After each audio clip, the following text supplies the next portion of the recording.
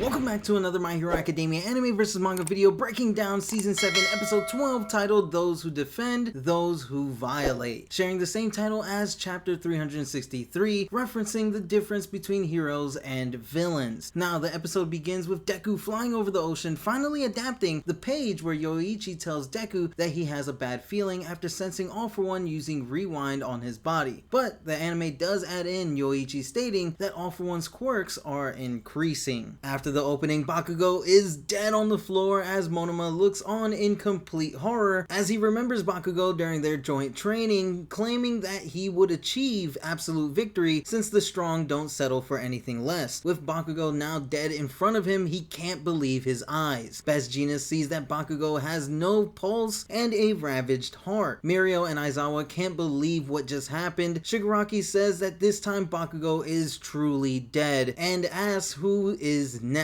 Mirio and Tamaki get ready to attack as Best Jeanist tries to patch Bakugo up, and Nejiri recovers. As Shigaraki says who wants to be another present for Izuku Midoriya, he catches Mirko in the air with his many hands and tears off Mirko's prosthetic arm. Mirko, trying to bite off the hands, tells Shigaraki that she could have murdered him back in the last war if she was just a hop faster. In Mirko's face, Shigaraki mocks Mirko, telling her that there were so many heroes around at the time, so she was hardly the only failure. Now that heroes are a rare breed, they had no choice but to throw students onto the front lines, condemning some to die, referencing Bakugo as the anime adds in a shot of Best Jeanist trying to save Bakugo's life. The heroes took the initiative and gave it their best, but they didn't come with enough people or plans. Switching over to Shoto and Kamino, and we see Shoto and Ida are shocked as Dabi was able to perfectly mimic Shoto's phosphor state, overpowering and burning Endeavor's sidekicks. Dabi calls out to Skeptic, and on the back of Anomu's neck, Skeptic responds knowing that Dabi wants to know Endeavor's location, and tells Dabi he's fighting All For One at the Gunga Villa ruins. Here the anime doesn't adapt the panel of Dabi hearing Skeptic tell Endeavor's location, and instead shows the heroes as they are surprised to hear the device on the Nomu. Switching over to Skeptic as we see that he is hacking into the systems in the coffin in the sky and the UA barrier. When hacking into the UA barrier, the anime doesn't show the UA shelter already in motion underground. In the UA shelter, the Todoroki family are worried as two of All For One's spies lurk nearby. Switching over to the Gunga Villa ruins, and All For One's face is finally revealed. In a flashback we see some time after receiving the quirk deleter round, Dr. Garaki wasted no time in trying to replicate it. During the process, he started focusing on the quirk's original effect that was used to create the deleter round and created a single rewind serum for All For One to use. In the present day, All For One tells Endeavor that he should be proud because he never thought Endeavor would be the one to force him to use the serum. Endeavor is shocked to see All For One is younger and back in peak physical form, and Tokoyami can't believe he's seeing Eri's quirk being used. All For One goes down to the ground with Hawks chasing after him. All For One feels light as silk as when he lands he instantly steals the capes of 3 heroes and begins stealing the quirk of a hero. Hawks saves the hero. All For One tells Hawks that rewind will be the end of him and is doomed to vanish, but his dream will live on through Shigaraki, and all he needs to do now is save him from the coffin in the sky. Hawks tries to stall for time and asks what exactly is All For One's dream. All For One tells him that he was influenced by comics as the anime adds in the Captain Hero comics All For One used to read with Yoichi. All For One says that in comics the world always fears the big bad villain. Hawks tells All For One that's because the villain does bad things, and All For One begins to explain that in this world with its infinite number of cultures and values, bad things is an act that makes everyone hate you. It's something that keeps people from the future they imagine for themselves. So he intends to keep everyone in the world from their futures, and that's that's all he ever wished for. Basically, the man is just pure evil, and the only option when he wakes up is to choose violence. Switching over to Washington DC, and we see the streets are in complete chaos, as some have chosen to be on the side of All for One. In the White House, Timothy Akpar is arguing with the President of the United States for the US to strike now and eliminate Shigaraki. The president blames Akpar for making it clear to Shigaraki that the US is his enemy via stars and the missiles he sent back during the Star and Stripes arc. Akpar, frustrated, wonders if the president is saying that they should let Shigaraki do what he wants. The president tells Akpar that between all developed nations, there is already a race to see who can gain Shigaraki's trust the fastest. Akpar sees that the president is going to let Shigaraki rule over the US if he wins the war. The president tells Akpar that it's only to minimize casualties and give them time to plan a more decisive strike, and that this was the best option for the future. Akpar tells the president that they won't have a future and pulls out an old picture of Star and Stripe meeting a young All Might in the US. He goes on and asks the president if he knew why Star followed her idol's footsteps and died for it. It's because children watch adults as they grow, and adults in turn support those children, and they work together and pass it on to the next generation, and heroes have always wielded their power in the name of that cause. Switching back to the coffin in the sky, Edshot walks over to Bakugo and begins turning himself into a thread and entering inside of Bakugo's body, using his body to replace and fix any of his damaged organs and becoming Bakugo's new heart. Here we learn that Edshot's quirk Fold a Body allows him to stretch out his body, making it thin and flat. After devoting years of training his quirk, he can now make his body even thinner and squeeze it tight enough to stop blood. He can get as thin as surgical suture, however, remaining in this extreme state slowly but surely eats away at Edshot's life. Edshot pulls out a bubble he received from Wash, the pro hero, and begins sterilizing his body as he enters into Bakugo's chest. Inside, Edshot sees Bakugo's heart and notices that Best Jeanist stitched up his heart but couldn't stop the internal bleeding, and notices that Bakugo's lungs were also damaged. As he mends each organ, Edshot simultaneously gives Bakugo CPR from within Bakugo's body. Shigaraki, seeing the heroes trying to bring Bakugo back to life, triggers him as he's already destroyed Bakugo, one of the things he vowed to destroy in the past. He rages, claiming he destroyed him, and the heroes get into action to protect Bakugo. The anime also shows Mirio here, which is a cool addition. Mirko breaks free, kicking Shigaraki in the head. His arms grab hold of Mirko's arm as he looks at her, asking if she wanted to be crushed that badly. Mirko, pissed at what he said, spin kicks Shigaraki, which in turn tears off her own arm. Shigaraki staggers a bit and wonders why he staggered, as he realizes that the panic he felt from Bakugo was because he felt threatened by him, a person he considers to be some background extra. Best Jeanist uses his thread to wrap around Mirko's arm, preventing further blood loss, as Mirko then charges at Shigaraki on all fours, looking very rabbit-like. Shigaraki tries to attack Mirko, but Mirio comes out of the ground using his hands to block Shigaraki's vision. Mirko tells Shigaraki that she will die when it's her time to go, and Edshot told Mirko to win, so she's going to make it happen, and she can't die, leaving any regret behind. As she slams the remaining part of her arm into the ground, hitting Shigaraki with her move Luna Rush. Within Shigaraki, Tenko thinks about how he destroyed Bakugo, and the heroes are all working together to try and save him, and looks back to his past, remembering his family and the people that left him on the street, thinking how back then he wasn't broken, but not a single person extended a helping hand or even looked at him, remembering how society rejected him. Through narration, we find out that Shigaraki's body is constantly looking for the most suitable form. Wanting to destroy, his body kept growing fingers that sought out destruction, a form that overwhelmed the world around him, keeping everyone at arm's reach. But the heroes beat that form. Thanks to Eraser, he couldn't heal the accumulating damage done to his body, plus the stress and panic done to his mind gnawed away at his essence, and his body adapted to these changes and found a new ideal form. This new form caused his body to form a protective armor made of hands alongside his arm, gigantifying with the fingers representing those who failed Tenko, a form that rejects everyone that rejected him. During the explanation of Shigaraki's new form, the anime adds in shots showing Mirko and Mirio looking at Shigaraki's transformation. Mirko goes in for another attack, but when Shigaraki goes in for an attack back, the anime adds in Mirko and Mirio's reaction, and Mirko is then hit by a powerful smash that sends her flying into a tree. Tamaki gets hit by a smash as well. Nejiri hits Shigaraki with a wave that doesn't affect him at all, and Shigaraki in retaliation throws debris hitting her as Mirio helplessly watches these heroes get taken out right in front of him. Shigaraki tells Mirio that he isn't worth his time and walks towards Best Jeanist to stop them from saving Bakugo. Best Jeanist tries to swarm Shigaraki with threads along with Mirio trying to distract him, but Shigaraki charges through, paying no mind to Mirio. Not being able to stop what is about to happen, Mirio wonders if this was the future Night Eye foresaw when he told Mirio he would make a fine hero. Mandalay then tells the heroes to distract Shigaraki for 2 seconds so they can drop the magnetic field, keeping Shigaraki in. Best Jeanist, seeing Shigaraki towering over him, sees that 2 seconds is an eternity for them to keep him busy. Mirio, not knowing what to do, thinks to himself that he can't do anything because Shigaraki is just ignoring him. He remembers Sir Night Eye laughing and his words of "a world without smiles or humor has no bright future." Mirio moves into action and, no joke, flashes his ass at Shigaraki, which stops Shigaraki in his tracks, making him laugh, but it's revealed that Deku has finally arrived. Outside of the now down magnetic field, Deku locks eyes with Shigaraki using Fajin, and the episode ends with Deku slingshotting towards Shigaraki, hitting Shigaraki with a powerful smash. Now, this episode covered a total of 4 chapters, them being chapters 363, 364, 365, and chapter 366. This episode was amazing. The animation and the delivery on how hopeless the heroes were without Deku, and the hope All Might and Star and Stripes stood for, was absolutely perfect, and I can't wait for the next episode. Let me know your thoughts on the episode. Did they cook with the changes? Let me know everything in the comment section below. With that said, if you enjoyed the video, then be sure to Detroit smash that like button, and if you are new to the Kitoroki channel, then be sure to subscribe to the channel with notifications on so that you don't miss any My Hero Academia Season 7 breakdowns. With that said, I'll see you all in the next one.